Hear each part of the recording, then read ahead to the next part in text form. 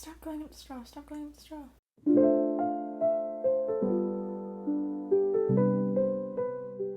Hello everyone and welcome back to my channel. I am going to be talking about what I read in April, and again, I had a very good reading month, so super looking forward to talking about everything I read this month with you guys. I am more active on my Instagram, which is just at Literainy. I put it literally everywhere. I posted my April reading wrap up and also my May TBR. I really did not want to record today for some reason. I don't know. It's been a lazy day. I've just been kind of chilling and doom scrolling for a while. This is like the temporary film setup right now until I figure out something better. I live with other people, so I get a little embarrassed sometimes when I have to film, and my other filming location is like in our front room, so this is just a little comfier, so I might stick with this and just make the background cuter. We'll see. I'll figure something out. Enough yapping. Let's get into what I read in the month of April. The first thing I read was one of my most anticipated releases of the year, which is Great Big Beautiful Life by Emily Henry. If you couldn't tell by my Instagram profile picture or by the amount of times I've talked about her in general, I am a huge Emily Henry fan. I think she's an exceptional writer and she's one of my favorites. If you clicked on this video expecting me to trash talk Great Big Beautiful Life, you are in the wrong place. I will say it is different from Emily Henry's other stuff. I do think she deviated from the norm, but also writers are allowed to do that, so I'm not gonna yell at her for it. I know a lot of people have been comparing this to Seven Husbands of Evelyn Hugo by Taylor Jenkins Reid, that of which I was not as much of a fan of. I'm not a huge fan of Taylor Jenkins Reid in general. I know like they're friends and Taylor Jenkins Reid like blurbed the back of this book. I think Great Big Beautiful Life did what Seven Husbands did not. I think it made up for a lot of the places that Seven Husbands was lacking, so in comparison I think Great Big Beautiful Life is better, but this is not a comparison. Authors have written similar stories before, but I really enjoyed the way Emily Henry did this, and I know some people have been critical of the insta-love that the two main characters experience. I believed it. This was like peak forced proximity. Of course you're gonna fall in love with the handsome man you're left like in this very small town with. Like, of course. I thought it was very beautifully written and I absolutely did cry. I was listening to the audiobook in my AirPods while I was at work. Mid-shelving, went into the back and like disassociated for the entire like last chapter / epilogue of this because it was just so emotional to me. I like Emily Henry because she writes romance with other aspects in it. She writes more along the line of rom-com and literary fiction, which I enjoy, but a lot of people don't seem to, or they go into Emily Henry's books expecting exclusively romance and they're surprised by the other factors at play, that romance isn't the main thing that takes front and center. It is more of like it's a supplemental. I think her romances add to the story. My point is her stories aren't just romance. They have other things going on, and I think that's surprising to some people because she is marketed very strongly as romance. And I don't think she's not romance.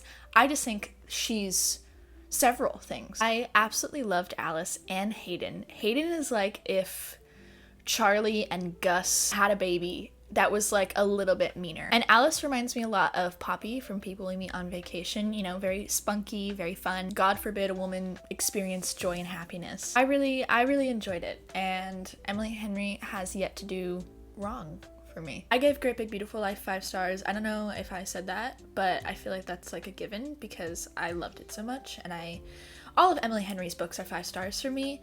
Not just because I'm a big fan of her, but genuinely I enjoyed every single one of her books, but they're like different 5-star ratings. I think I've said this before, but I'll do like a video on like my Emily Henry rankings at some point maybe. My next read was a book club read, which is Tress of the Emerald Sea by Brandon Sanderson. Now, I have read Mistborn by Brandon Sanderson, and I said I will read Tress to see if perhaps I will like him more, and I didn't. Sorry. Listen, actually, I'm not sorry.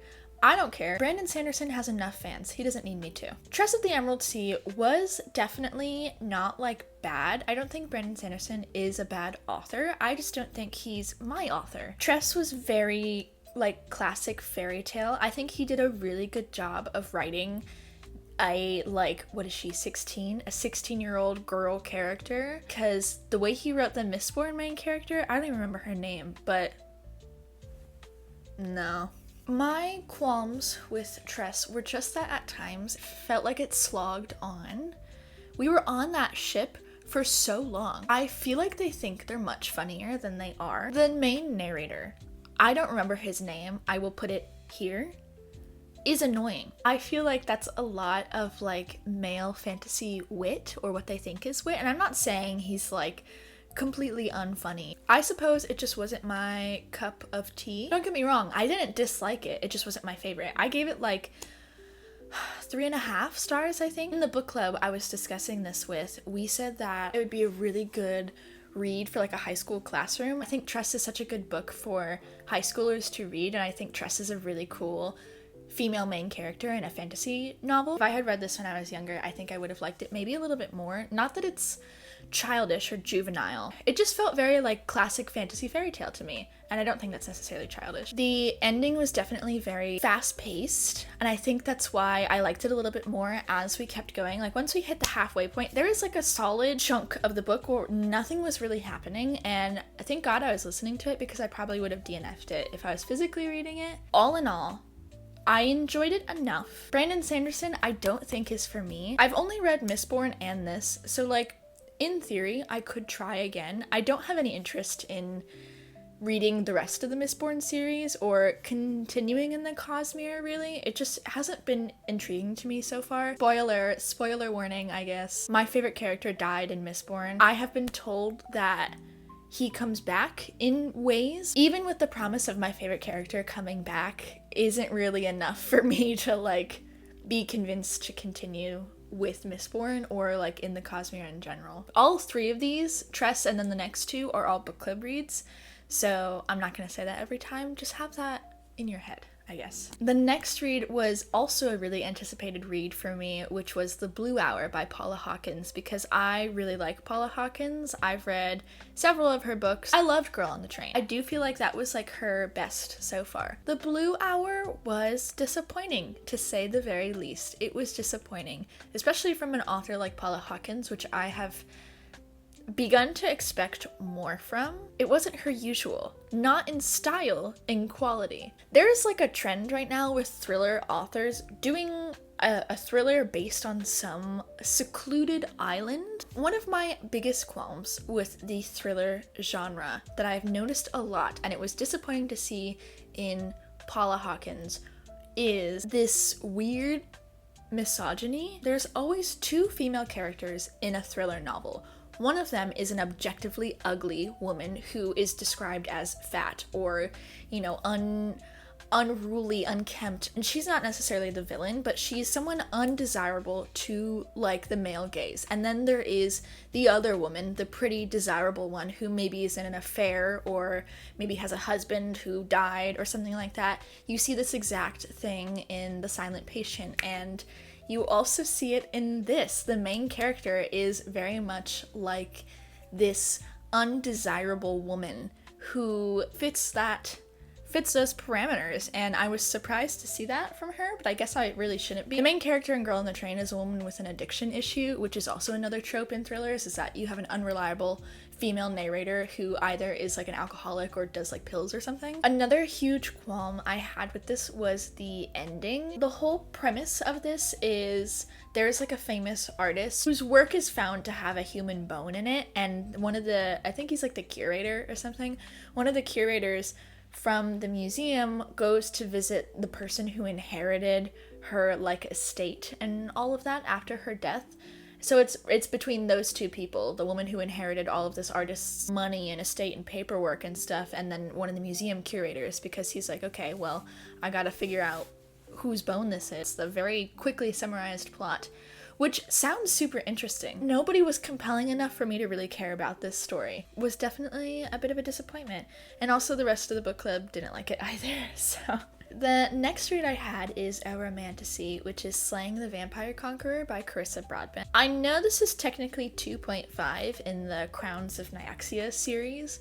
I didn't realize that at first. I saw it was coming out again. I picked it for book club because it was coming out. I didn't realize it was coming out again they just like re-released the cover. I haven't read Serpent and the Wings of Night or any of the other ones in this series. You can read Slaying the Vampire Conqueror as a standalone, and there's another novella that you can read as a standalone. From what the rest of the book club told me, they said that the rest of the series is much better than this. I didn't dislike it. I gave it like 3 stars. It was fun and interesting for the time being. It's basically about this seer who joins this vampire and his like army as they go through her country, and she thinks he's like this big bad evil guy, and turns out, oh no, he's actually like a chill dude just doing whatever. Once you learn his story, he has like a purpose, so nothing too life-changing on that front. Something I said in book club is I like it when fantasy novels incorporate representation for disabilities in a way that is still true to representation but fits within the world without seeming like a cop-out or like checking a box on a representation checklist, if you know what I mean. A really good example of this that I forgot to mention before is in Tress of the Emerald Sea. There is a deaf or hard of hearing character,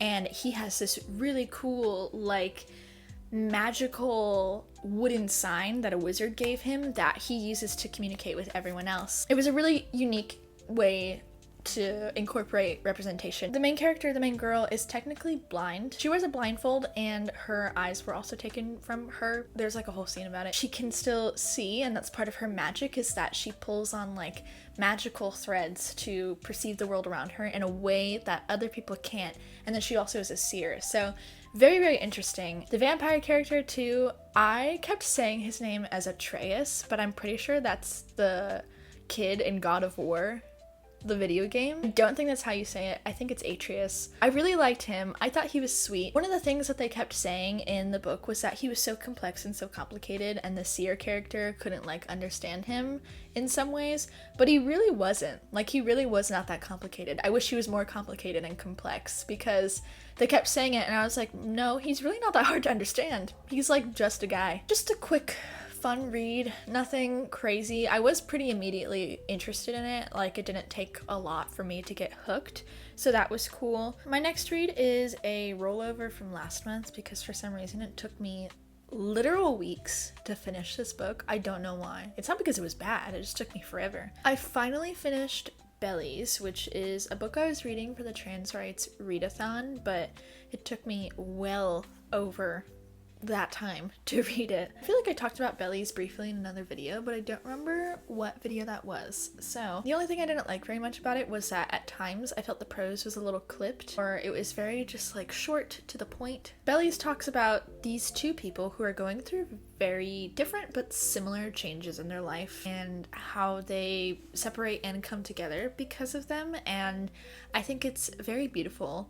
Kind of reminded me of like queer normal people. There was a really unexpected narrative on grief and the loss of a friend in this, which was very touching, and I think the author did a really, really good job. Something I did enjoy about this novel is it was very unapologetically queer in several ways. Obviously, one of the main facets of this is there is a trans female main character. She's the other main character, and then there is a gay man as the other main character. They have a relationship together, and you know, they separate and come back together in different ways, and it's kind of about both of their journeys together and apart as they grow and discover more about themselves. I am very interested to see what else this author comes out with, because I did really like their writing. Bodes well, I suppose. Next book I read was a new release. This is a book in a series that is technically interconnected standalones, so this is why I read the one I read, but I'm gonna go back. I read Wild and Wrangled by Lyla Sage, and I absolutely loved it. Absolutely loved it. I read this on the beach. It was like perfect. It was a perfect beach read. I absolutely devoured it. Even though I think like maybe half of it, they're in the winter, so it's like freezing. I'm going to go back and read the rest of the Rebel Blue Ranch series. Wild and Wrangled really sold it for me. I know a lot of people don't like Done and Dusted as much as Lost and Lassoed and now Wild and Wrangled. Those are like, from what I've been hearing, the two favorites.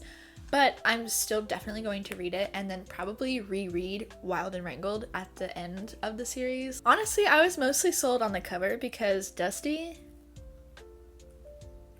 Yeah. Lyla Sage is so beautiful and also very funny. So when authors are very charismatic, I'm sold. When I posted about this on my Instagram, I put the song All Yourn by Tyler Childers. The whole time I was reading this book, I was thinking about that song. It is so Dusty and Cam coded. Like, oh my god. This is about men who yearn. Bring back yearning, guys. I also really liked Cam, who is the female main character.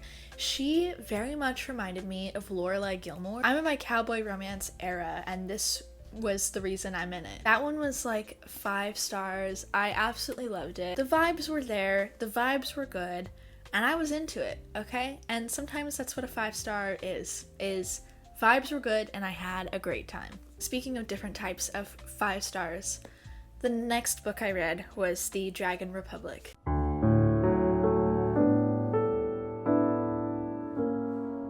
R.F. Kuang, we need to talk. We need to talk, because what you did to me in that book, vile, twisted. You are sick and twisted. The Dragon Republic is book 2 in the Poppy War trilogy, and it absolutely wrecked me. I'm gonna put another spoiler warning here, so spoiler warning. There you go. Click forward if you don't want to get spoiled. When R.F. Kuang said, "I've always said that Dragon Republic was Najah's book," I didn't know she meant it like that. I thought we were gonna be chillin'. I was rooting for my boy. The woman was too stunned to speak. I literally, like, oh my god. This was so gutting in so many ways. When they're talking to each other right after the war is over and she's like recovering, and he comes up to her and he's like, "Did you kill the Empress?" And she's like, "I assume she's dead. I didn't kill her." Or, you know, whatever she says. She puts a hand on his arm and said, "I've never lied to you. I'll never lie to you." Dog.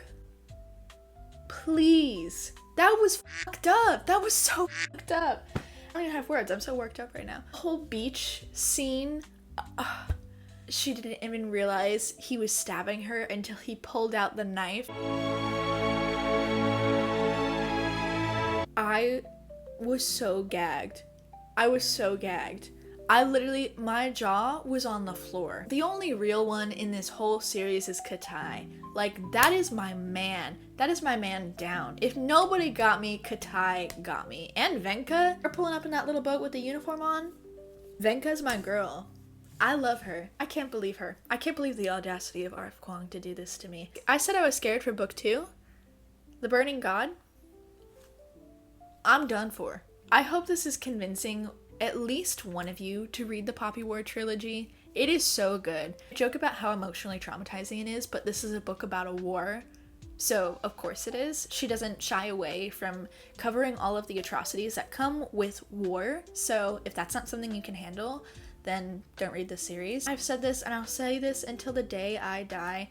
R.F. Kuang is such a masterful writer. She doesn't shy away from hard truths and difficult things, so I really appreciate that about her. I know I joke about how scared I am for book 3. I am very much looking forward to seeing how she will conclude this series. Thanks for ruining my life, but also thank you for making it better.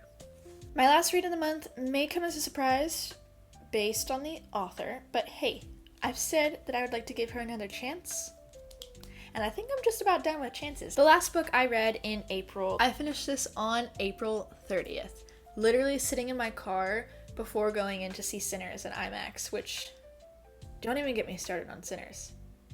I can't get distracted right now. I read Love Theoretically by Ali Hazelwood.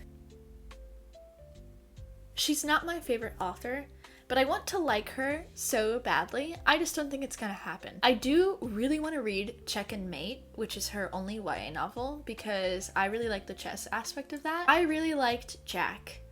And I really liked Elsie at first. I don't think I like Ali Hazelwood's female characters, which feels a little messed up to say, but they end up annoying me really, really badly. I'm talking about the nature of their relationship, so if you consider that a spoiler, soft spoiler warning, I'll put a time where you can skip to, like I did before. I texted my friend Alex about this while I was reading it. I'm quoting her. Alex, if you're watching this, I'll know. She says she likes it for the way it made her feel, which I agree. I was definitely like hooked. I was like, I plowed through that. I listened to it in like 2 days. I texted her and was like, actually, this is pissing me off because every time, every other like chapter, Elsie's like, why is he being so nice to me? Girl, he literally confessed his undying love for you. He said, I loved you when I first saw you. It's something serious for him. And she's like, why is he being so nice to me? Girl, what do you mean? What do you mean, why is he being so nice to you? He told you exactly why he was being so nice to you. And now this is a real spoiler. I understand that at the end, when Jack reveals everything that happened with his mom and the mentor that Elsie is under, I forget his name, that like, you know, he read his mom's journals and it detailed everything. I understand being like not wanting to believe that someone in your life is bad, but Jack is like, yeah, everything is covered in my mom's journals. And she's like, well, maybe your mom's journals are wrong. Okay. Right. That one I can like, that qualm, I guess I can let off the hook a little bit easier because I understand being like, okay, well, I want to see this for myself. And then she does, you know, go talk to her mentor and obviously figure out that he's like a bad guy or whatever. And then all is well. He pissed me off a couple times, but I liked both of them. And I thought Jack was very, very sweet. I also really liked her best friend in this novel. I thought their little dynamic was cute. So I didn't hate it. That's the thing about Allie Hazelwood is I don't hate her stuff. I just don't love it as much as everyone else does. And like, I kind of want to just so I can like, you know, kiki with everyone else, but it's okay. I'm allowed to have different opinions.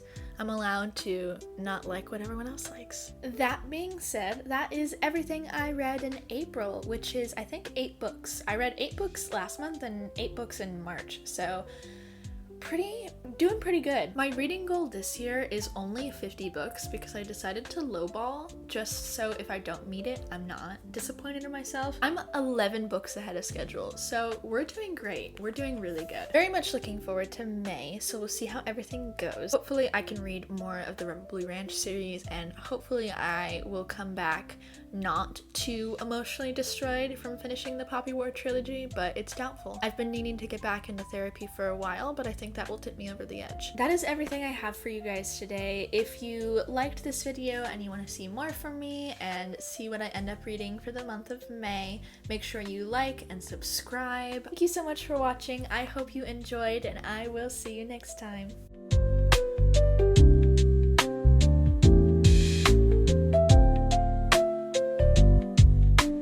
These kids are doing wheelies outside of my window right now.